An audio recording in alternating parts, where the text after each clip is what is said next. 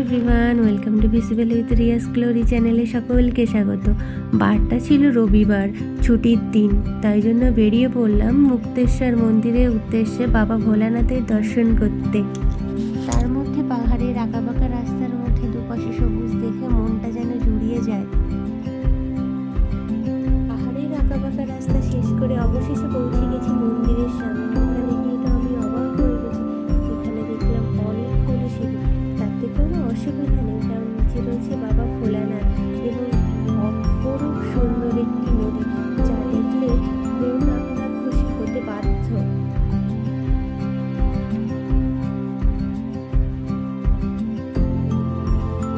এখন আমরা নদীটির কাছে পৌঁছলাম। এত সুন্দর স্বচ্ছ নীল জল দেখে আমরা মুগ্ধ হয়ে গেছি।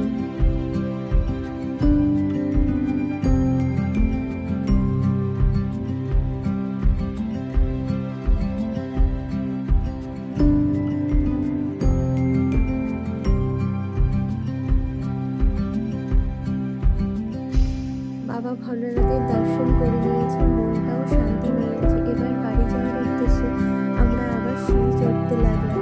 এখানে